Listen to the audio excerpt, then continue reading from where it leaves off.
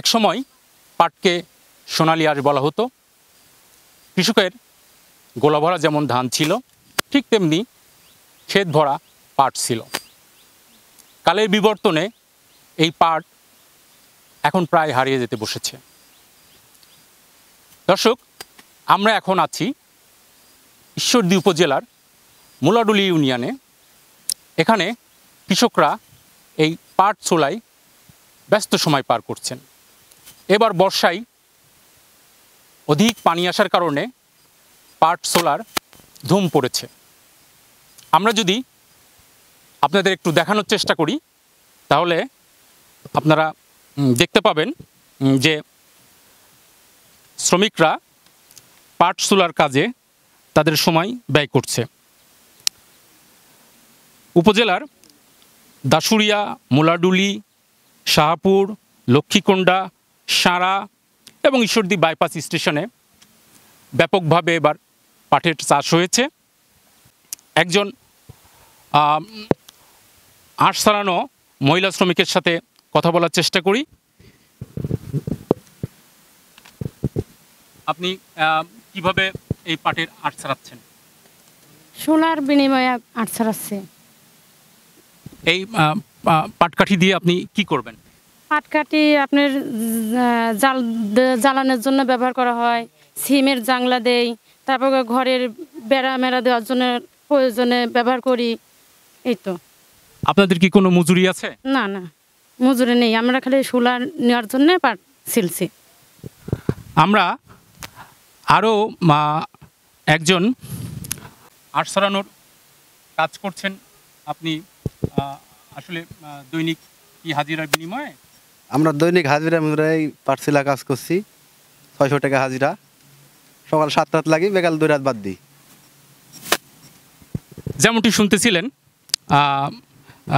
দৈনিক 600 টাকা হাজিরায় পুরুষ শ্রমিকেরা কাজ করে থাকেন। আমরা এই পাটের একজন পাট চাষি আছেন। আপনি তো একজন কৃষক, পাট চাষি। জি।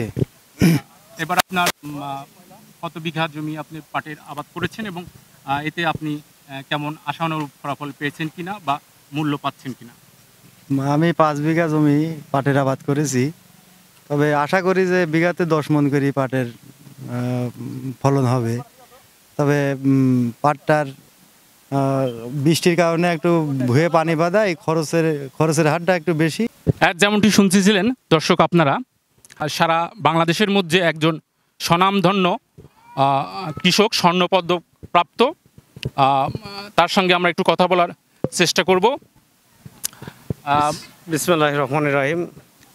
আমি এসটিপিকে ধন্যবাদ জ্ঞাপন করি। এসটিপিকে ওনারা যে আজকে আমাদের এই হারানো ঐতিহ্য পাট, যে পাটকে বাংলাদেশের মানচিত্র থেকে মুছে দেওয়ারই একটা ছিল। কৃষক এখন সার পাচ্ছে না।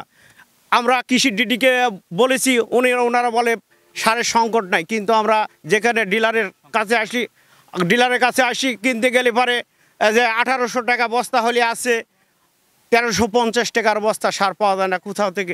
এই সারগুলি কোথায় যায়? আমি ডক্টর মোহাম্মদ ইউনূসকে উদাত্ত আহ্বান জানাবো, আপনি রাষ্ট্রীয় পুরস্কার, আপনি সারা পৃথিবীর ভিতরে আপনি শান্তিতে নোবেল পেয়েছেন, আমরাও বাংলাদেশের রাষ্ট্রীয় পুরস্কার পেয়েছি। আপনি আমাদের এই বাংলার কৃষকের দিকে একটু নজর দেন, যাতে করে আমরা ওই বাংলাদেশের খাদ্য ঘাটতি আছে, সেই খাদ্য ঘাটতি যাতে সার না দিলে খাদ্য হবে না, সেই দিকে আপনি লক্ষ্য করবেন, এই বলে আমার কথা শেষ করছি। ধন্যবাদ স্বর্ণপদকপ্রাপ্ত কৃষক এনামুল ভাইকে। আমরা উপজেলা কৃষি কর্মকর্তা জনাব আব্দুল মোমিনের সাথে কথা বলেছিলাম। তিনি আমাদের যেমনটি জানিয়েছেন যে এবছর 365 হেক্টর জমিতে মেস্তা পাটের চাষ হয়েছে এবং যা গত বছরের তুলনায় 5 হেক্টর কম হয়েছে এবং এবার 2800 থেকে 3300 টাকা মন প্রতি কৃষকরা দাম পাচ্ছেন। এতে কৃষকরা মোটামুটিভাবে